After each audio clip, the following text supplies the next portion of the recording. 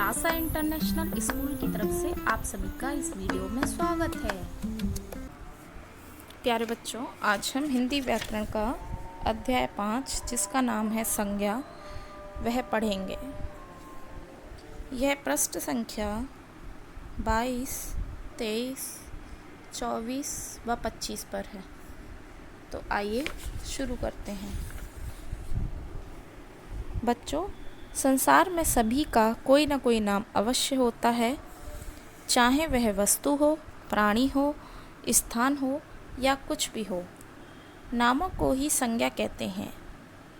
संसार में किसी न किसी का नाम अवश्य होता है, चाहे वह व्यक्ति हो, वस्तु हो, स्थान हो या कुछ भी हो। प्रत्येक वस्तु का, स्थान का कुछ न कुछ नाम ज़रूर होता है। नामों को ही संज्ञा कहते हैं। जो नाम होते हैं उनको ही संज्ञा कहा जाता है। देखिए, पढ़िए और समझिए। हेलो, मेरा नाम कनिका है और आप? मैं तान्या हूँ। क्या तुम रोज पार्क में घूमने आती हो? हाँ, मगर दादाजी के साथ। तुम्हें यहाँ क्या अच्छा लगता है? मुझे यहाँ की ठंडक और हरियाली बहुत अच्छी लगती है। मैं देहरादून में अपने मम्मी पापा के साथ रहती हूँ। मैं दिल्ली में अपनी नानी के साथ रहती हूँ। तुम्हें खाने में क्या पसंद है? मैं फल, सब्जियाँ, बिस्किट व आइसक्रीम खाना पसंद करती हूँ। अभी आपने कनिका और तान्या की बातचीत को पढ़ा। उनके बीच हुई बातचीत में रंगीन शब्द कण नाम का परिचय करवा रहे हैं। जो कनिका और तान्या की हमने बातचीत पढ़ी, उसमें जो रंगीन शब्द बने हुए हैं वह सभी नाम का परिचय करवा रहे हैं। ऐसे नाम वाले शब्द को ही संज्ञा कहते हैं। ऐसे जो नाम वाले शब्द होते हैं उन्हीं शब्दों को संज्ञा कहा जाता है। दोनों के बीच बातचीत में आए नामों को अब हम अलग अलग करके लिखते हैं। व्यक्तियों के नाम कनिका, तान्या, मम्मी पापा, नानी और दादाजी। स्थानों के नाम कौन कौन से स्थान के नाम आए हैं यहाँ पर? देहरादून, दिल्ली और पार्क। वस्तुओं के किस किस वस्तु के नाम आए हैं? फल, सब्जियाँ, बिस्कुट और आइसक्रीम। भावों के नाम कौन कौन से भाव प्रकट हुए हैं इनमें? ठंडक और हरियाली। तो इस प्रकार संज्ञा की क्या परिभाषा होती है? किसी प्राणी, वस्तु, स्थान तथा भाव के नाम को संज्ञा कहते हैं। संज्ञा की क्या परिभाषा है? किसी प्राणी, वस्तु, स्थान तथा भाव के नाम को संज्ञा कहते हैं। वस्तु के नाम पढ़ लेते हैं कुछ। दवात, कलम, सोना, चांदी, लोहा, पीतल, तांबा, अन्न, चावल, पानी, पुस्तक आदि। ये सभी वस्तु के नाम होते हैं। इस तरह स्थान के नाम, जगह के नाम, लाल किला, घर, विद्यालय, चंडीगढ़, जालंधर, बहुत सारे ऐसे नाम होते हैं जगह के, वो स्थान के नाम होते हैं। ऐसे ही प्राणी के नाम या व्यक्ति के नाम कह सकते हैं। विश्वनाथन आनंद, अमिताभ बच्चन, साइना नेहवाल, मोहन, पिता, माता आदि बहुत सारे प्राणी के, व्यक्ति के नाम भी होते हैं। भाव कौन कौन से होते हैं?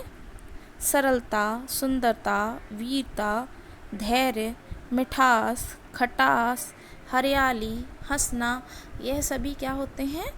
भाव होते हैं। उपयुक्त दिए गए उदाहरण से स्पष्ट होता है कि संज्ञा के 3 भेद होते हैं। जो ऊपर उदाहरण दिए गए हैं, इससे आपको पता चल रहा होगा कि संज्ञा के 3 भेद हैं। संज्ञा के कितने भेद होते हैं? संज्ञा के 3 भेद होते हैं। व्यक्तिवाचक संज्ञा, जातिवाचक संज्ञा और भाववाचक संज्ञा। तो आइए सबसे पहले जानते हैं व्यक्तिवाचक संज्ञा क्या होती है। यहाँ कुछ उदाहरण दिए गए हैं। ताजमहल, रामचरितमानस, अब्दुल कलाम आज़ाद। ताजमहल विशेष स्थान का नाम है। रामचरितमानस विशेष ग्रंथ का नाम है। अब्दुल कलाम आज़ाद किसी विशेष व्यक्ति का नाम है। ऐसे संज्ञा शब्दों को व्यक्तिवाचक संज्ञा कहते हैं जो किसी विशेष व्यक्ति, विशेष वस्तु का ज्ञान कराते हैं या बोध कराते हैं, वह व्यक्तिवाचक संज्ञा कहलाते हैं। आइए एक बार इसकी परिभाषा देख लेते हैं।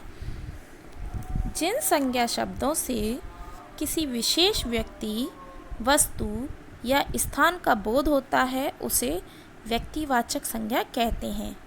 यानी जिन संज्ञा शब्दों से किसी विशेष व्यक्ति या विशेष वस्तु या विशेष स्थान का बोध होता है उसे व्यक्तिवाचक संज्ञा कहते हैं। इसके कुछ अन्य उदाहरण हैं। गंगा, जयपुर, हिमालय, सानिया मिर्ज़ा, भारत, गीता, कुरान आदि। जातिवाचक संज्ञा क्या होती है? किसान, धोबी, गाय, नदी। उपयुक्त चित्रों में किसान शब्द संपूर्ण किसान जाति का, धोबी शब्द संपूर्ण धोबी जाति का, गाय शब्द संपूर्ण गाय जाति का तथा नदी शब्द संपूर्ण नदी जाति का बोध करवा रहे हैं। इसलिए इस प्रकार के संज्ञा शब्द जातिवाचक संज्ञा कहलाते हैं। जो संपूर्ण जाति का बोध कराते हैं वह जातिवाचक संज्ञा कहलाते हैं। आइए इसकी परिभाषा देख लेते हैं। जिस संज्ञा शब्द से एक ही जाति के प्राणियों अथवा वस्तुओं का बोध हो उसे जातिवाचक संज्ञा कहते हैं। एक ही जाति के प्राणी या वस्तुओं का जिसका बोध होता है वह जातिवाचक संज्ञा कहलाते हैं। इसके कुछ अन्य उदाहरण हैं। लड़का, बंदर, नगर, पर्वत, मनुष्य, चिड़िया, ग्राम। यह सभी एक ही जाति का बोध करा रहे हैं, इसलिए यह जातिवाचक संज्ञा है। भाववाचक संज्ञा। भाववाचक संज्ञा के कुछ उदाहरण हैं। बुढ़ापा, खटास, सुंदरता, सजावट। उपयुक्त चित्रों में किसी न किसी विशेषता का भाव है। बुढ़ापा व्यक्ति की विशेष अवस्था, खटास नींबू की विशेषता, सुंदरता स्त्री की तथा सजावट कमरे की विशेषता बता रहे हैं। ये सभी भाव हैं। ये सभी शब्द ना तो व्यक्तिवाचक है और ना ही जातिवाचक है। जो अभी आपने चित्र देखे उसमें आपने देखा होगा बुढ़ापा जो है वह व्यक्ति की अवस्था का बता रहा है, खटास नींबू की विशेषता बता रहा है, सुंदरता स्त्री की विशेषता बता रही है और सजावट कमरे की विशेषता बता रहे हैं। तो इसीलिए यह सभी भाव हैं। ये शब्द ना तो व्यक्तिवाचक हैं और ना ही जातिवाचक हैं।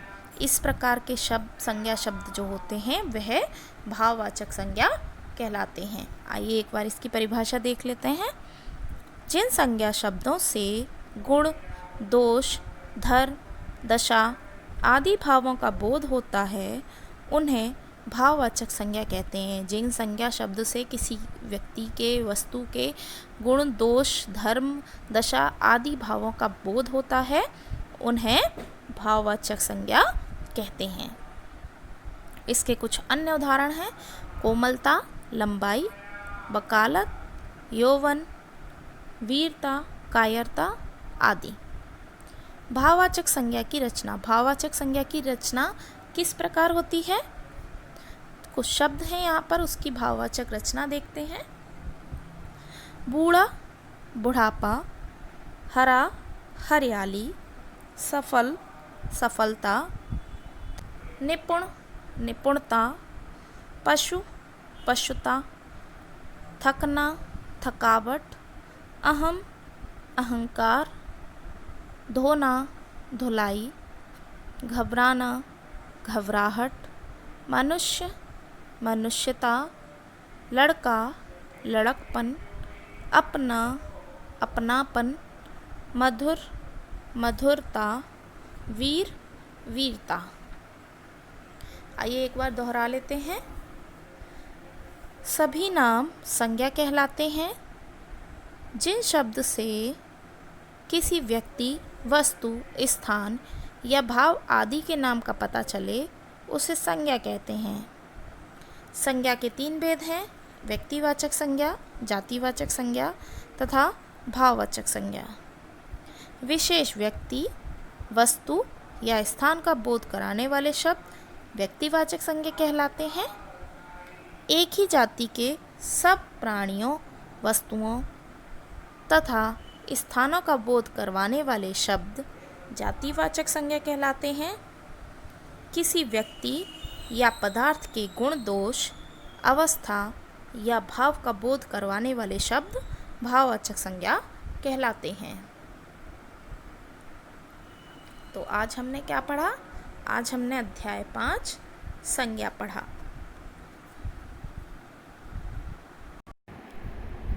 तो अब हम नेक्स्ट वीडियो में नेक्स्ट टॉपिक कवर करेंगे। तब तक आप इसका अभ्यास कीजिए। धन्यवाद।